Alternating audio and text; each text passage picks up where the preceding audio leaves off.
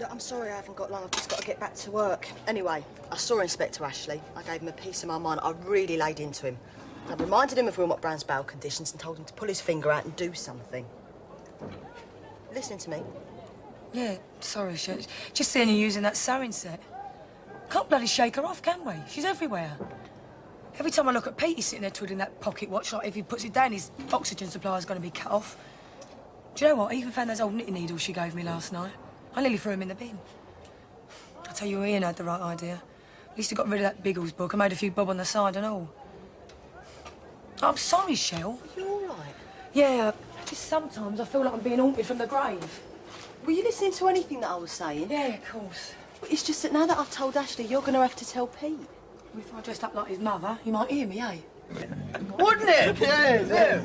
Oh, okay. Sorry, no That offence, little like... pisswee's got more savvy in his little finger than you've got in the whole of your bodies. That's a bit strong, Pat. Yeah, well, you watch out for Ian. He'll surprise us all one day. Thanks, Pat. No, don't.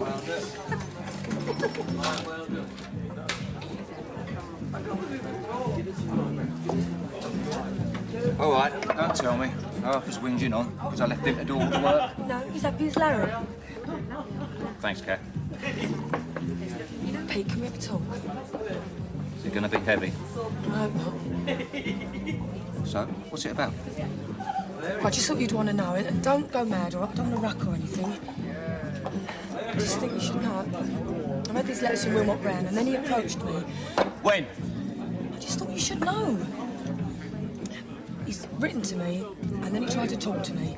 And the police know all about it because he's broken his bail conditions. Just wished you'd come and see me first, though, I Kat. wanted to. So why didn't you? I was a bit scared, that's all, about how you'd react. You told me everything now, have you? Yeah, I want to get all out in the open out of the way before Christmas. There you go, straight. Here. See Pat, where my mum's boat.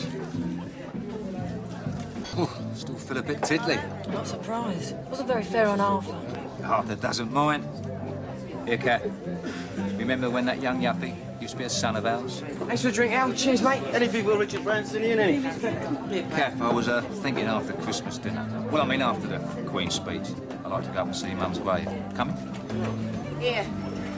I'm treating myself to a small sherry. Well, I think I deserve it after the day I've had. Can I get the pair of you anything? No, thanks, God. I'll have one, Doc. Right. Oh, Pete, lovely mechanism. Oh, they don't make them like that these days. Here, do you remember Auntie Flo at the funeral swearing blind that Lou would give it to her? Mind you, she always was an old cow. Oh, I say. Oh, I'm ever so sorry. I shouldn't say things like that about your aunt. Why not, Doc? It's the truth. One thing I can remember about Auntie Flo, ever since I was knee-high to a grasshopper, she was a right moaning old cow. Yeah, look at that, Doc. Still keeps good time. Oh, well, it would. It's times like these, you know, Christmas, that you think of absent friends. You know, my Charlie, my Nick, dear old Lou. Yes, thanks, Doc. I will have that drink, please. I'll have a large vodka and tonic, thank you. Oh, my pleasure, Kat. And, same for you. 3 days to go. You know, I'm glad Christmas Day falls on a Sunday. Well, it brings into focus what it's all about. I think most people forget. I mean, I shall go to communion, either the midnight one or the crack of dawn one, and then back to the conveyor belt, what's known as feeding people's faces. Oh, that Ethel, she is a fussy eater. She's just like my Nick. And she can be quite offensive about your gravy. And then, of course, there's Benji Bloom. Well, he's an unknown quantity, isn't he? Best Christmases I ever spent was at number 45. Well, say what you like about Lou, she knew how to throw a good Christmas. I mean, I remember during the war, you couldn't get nothing, but she come up trumps. Oh, she could perform miracles with the skinny Excuse chicken. me. And a family pack, so... Oh, my Lord, Dorothy Cotton, what a stupid woman you are sometimes. Well, look, I've got Benji Bloom coming to dinner, and I only gone and bought a huge joint of pork. You all right, Mum? Yeah, never better. There's Doc Cotton rambling on about the war, and your dad finally confessed to the true love of his life. Lou Bill has really got up my nose this Christmas. Come on, Mum, you can't blame him for that. What, you and all? Right, just in time. What you having? Oh, the same as usual, please, Kat. And I'll have a VAT because I'm in such a good mood. I'm glad someone is. Coming up, Pauline. Cheers. Here, look what I got. Mum's engagement ring. Uncle gave it me. She said I was to be giving it on Christmas week. It's her way of spending Christmas with us. We're always still good, a lot of us with a rod of bloody iron. The money for the drinks is there, right? Hey, what's the matter with your mum? Oh, Mum, oh, she's like a Christmas cracker waiting to explode, like. Yeah, we're not in here. Why can't people have their house in the comfort of their own homes, eh? Because then it wouldn't be able to swear, would it? Tell you what, one more mention of Brandy, she will blow her top.